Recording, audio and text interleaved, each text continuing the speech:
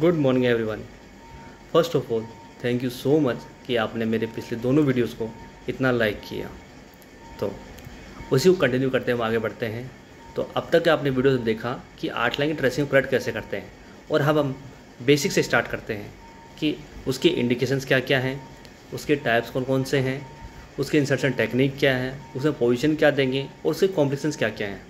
तो चलिए शुरू करते हैं इस वीडियो को। तो advantages of invasive artificial blood pressure क्या होता है। Continuous beat to beat pressure measurement कर सकते हैं, क्लोज मॉनिटर कर सकते हैं क्रिटिकली पेशेंट को जो कि वेजोएक्टिव ड्रग्स पे है। हम इंपॉर्टेंट हीमोडायनामिक पैरामीटर्स को मेजर कर सकते हैं, उसको एनालाइज कर सकते हैं। साथ साथ में रिड्यूस करते हैं रिस्क ऑफ टिश्यू इंजरी को और न्यूरोप्लेक्सिस को उन पेशेंट में जिसमें रिक्वायर होता है प्रोलॉन्ग ब्लड प्रेशर मेजरमेंट का। यह हमें अलाउ करता है फ्रीक्वेंट ब्लड सैम्पलिंग को आर्टल के लिए, जो कि हम एबीजी करते रहते हैं उन पेशेंट्स के लिए। मोर एक्यूरेट बताता है देन NIBP, और स्पेशली उन पेशेंट में जो कि हाइपोटेंसिव होते हैं और जिन पेशेंट्स में एरिथमियाज काफ़ी ज़्यादा होते हैं। ठीक है, आगे चलिए। अब देखते हैं हम इक्विपमेंट्स। तो आर्टिफिशियल कैनुला के जो मटेरियल होता है वो बना होता है पॉलीटेट्राफ्लोरोएथिलीन के, जिसको हम टेफ्लॉन के नाम से जानते हैं, जो कि मिनिमाइज करता है रिस्क क्लॉट फॉर्मेशन की। मेनली 3 कलर्स में यूज़ करते हैं अपन, पिंक, ब्लू और येलो। पिंक यूज़ होता है 20 गोज कैनुला, जो कि एडल्ट पेशेंट में यूज़ करते हैं। 22 का हम पेडियाट्रिक में यूज़ करते हैं और 24 का न्यूनेट्स और स्मॉल बेबीज में यूज़ करते हैं। इसमें क्या होता है कि अगर जितना लार्ज कैनुला हम यूज़ करते हैं उतना रिस्क बढ़ता है थ्रोम्बोसिस का, तो हमें ऑप्टिमल साइज का यूज़ करना पड़ता है, ना छोटा ना बड़ा। सो आप देखिए डिफरेंट टाइप के आर्टिल लाइन्स जो हम यूज़ करते हैं जनरली आईसीयूज़ में, वो हो गया रेडियल है, आप जो ऊपर फर्स्ट में देख रहे हैं रेडियल लाइन है। सेकेंड है वो भी रेडियल लाइन है, अलग अलग कंपनीज़ के अलग अलग तरीके से आती हैं। और राइट साइड में आप देख रहे हैं फीमोरल सीट्स हैं, जो भी हम फीमोरल आर्ट लाइन के लिए यूज़ करते हैं। और कुछ चीज़ें हैं जो हमें ध्यान रखनी चाहिए कि इसका लेवल क्या होता है। तो फर्स्ट ऑफ ऑल हम देखेंगे इसका जो लेवल है हमारे 4th इंटरकोस्टल स्पेस के अंदर होता है, मिड एक्सिस लाइन के अंदर। उस एक्सेस को क्या बोलते हैं, फिलिबोस्टैटिक एक्सेस है। ठीक है, इसी के लेवल पे हम उसका जो ट्रांसड्यूसर है उसको रखते हैं। इसके लिए हम क्या करते हैं, निप्पल से एक लाइन ड्रॉ करते हैं एक्सेलर की तरफ, और एक्सेलर से मिड में लेके एक लाइन करते हैं। जो पॉइंट मिलता है उस पॉइंट पे इस ट्रांसड्यूसर को रखते हैं और उस लेवल को बोलते हैं फिलिबोस्टैटिक एक्सेस। ठीक है, सो इसके लिए आर्टिल सेट होता है, एक सलाइन बैग होता है जिसको हम प्रेशर बैग लगा अप्लाई करते हैं सलाइन की बोतल के ऊपर, जिसका प्रेशर 300 mm ऑफ Hg होता है।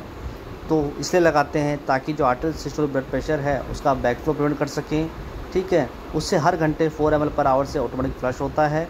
पेशेंट का हम ये अप्लाई करते हैं ताकि प्रेगनेंसी बनी रहे आर्टिल कैनुला की, एयर एम्बुलेंस से प्रिवेंट कर सके, एक्यूरेट प्रेशर की रीडिंग आ सके, फ्लूइड बैलेंस चार्ट मेंटेन कर सके और पेशेंट का बैक फ्लो प्रिवेंट कर सके। साथ साथ के जो उसका लेवल है वो हम हार्ट लेवल पे रखते हैं, जो कि अभी बताया मैंने। इंसर्शन टेक्निक के लिए हम देखेंगे 3 टेक्निक्स यूज़ करते हैं हम, ट्रांसफिक्सेशन, डायरेक्ट कैनुलेशन या फिर गाइड वाइल थ्रू, जिसको हम सेल्डिंग टेक्निक भी बोलते हैं, जैसा कि आप इमेज में देख सकते हैं। ठीक है, ये सेम कैनुला की तरह होती हैं। नीचे जो दिए गए उसमें हम निडल्स के थ्रू वायर इंसर्ट करते हैं, फिर इसके अंदर कैथेटर इंसर्ट करते हैं।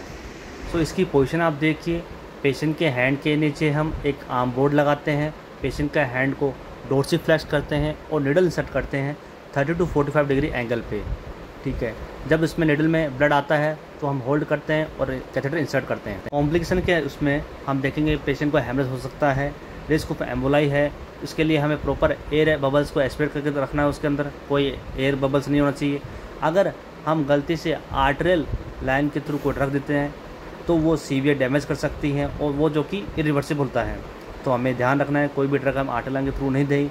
आर्टरियल वेसोस्पाज्म हो सकता है, आर्टरियो वीनस फिस्टुला बन सकता है, सूडो एरिज्म हो सकता है और डिस्टल इचीमिया हो सकता है, और कभी कभी कुछ लोकल इन्फेक्शन भी हो जाता है।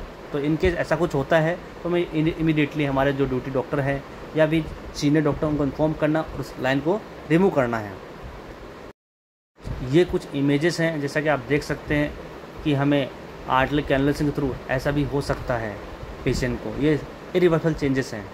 साथ साथ में आप देखेंगे कि अगर आप कोई भी मेडिसिन हम इंजेक्ट कर देते हैं आर्टरियल लाइन के थ्रू तो पेशेंट को सीवियर डैमेज होता है, स्किन नेक्रोसिस हो सकता है, सीवियर गैंग्रीन बन सकता है, इवन लिम्ब इस्कीमिया और एम्पुटेशन और परमानेंट डिसेबिलिटी भी पेशेंट को हो सकती है। तो हमें प्रॉपर ध्यान रखना है, कोई भी ड्रग हमें आर्टरियल लाइन के थ्रू नहीं देना है, खासकर इन चीज़ों के कारण। अगर आप गलती से ऐसा इंजेक्ट कर देते हैं तो पेशेंट को काफ़ी भारी नुकसान हो सकता है, जो कि कोई भी हेल्थ वर्कर नहीं चाहेगा कभी भी ऐसा हो। तो जैसा कि आप सब देखा, अब इस आगे डिटेल हम नेक्स्ट वीडियो में देखेंगे। Thank you.